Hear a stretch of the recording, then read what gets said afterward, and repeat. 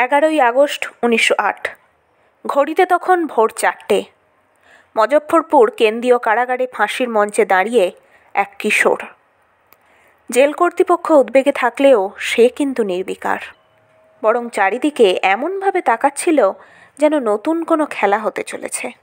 আর হতবাক শিবুডোম। 50 বছরের ফাঁসুড়ে এই প্রথম এমন একজনকে ফাঁসি দিতে চলেছে যার বয়স সবে 18 পেরিয়েছে।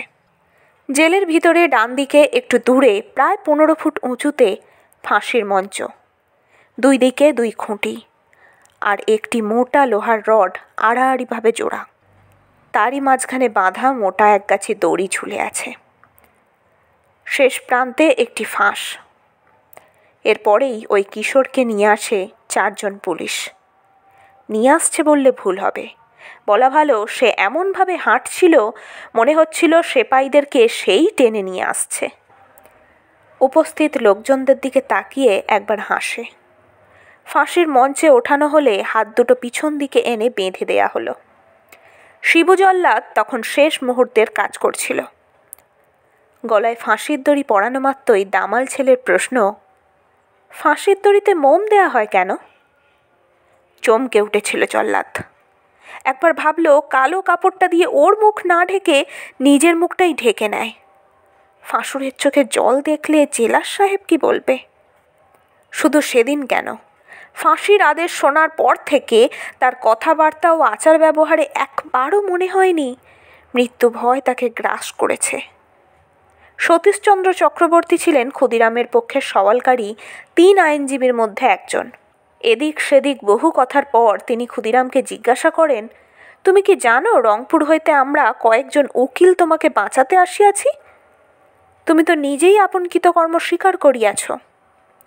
ক্ষুদিরামের উত্তর ছিল, কেন স্বীকার করব না? ফাঁসির আগে তার শেষ ইচ্ছে জিজ্ঞেস করা হলে জবাব দেন, আমি বোমা বানাতে পারি, অনুমতি পেলে ওটা সবাইকে শিখিয়ে যেতাম। বলা বাহুল্য এই অনুরোধ রাখা হয়নি। পরের আবেদন ছিল একবার দিদির সাথে দেখা করতে চান। মা বাবার অকাল মৃত্যুর পর বড় হয়েছিলেন মেদিনীপুর শহরে দিদি অপরূপা দেবীর সংসারে।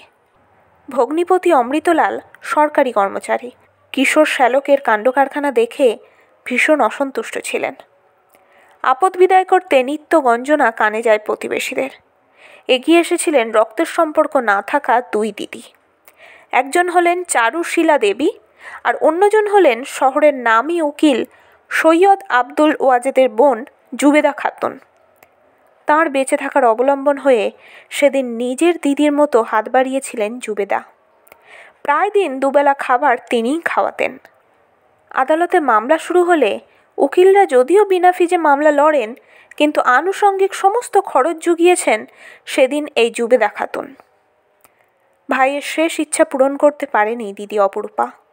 বাধা হয়ে দাঁড়িয়েছিল স্বামীর চাকরি, কিন্তু সব বাধা কাটিয়ে ছুটে এসেছেন জুবেদা। মেদিনীপুর থেকে মজফ্ফরপুর গিয়ে ক্ষুদিরামের সাথে দেখা করতে 2 বার ভাবেননি তিনি।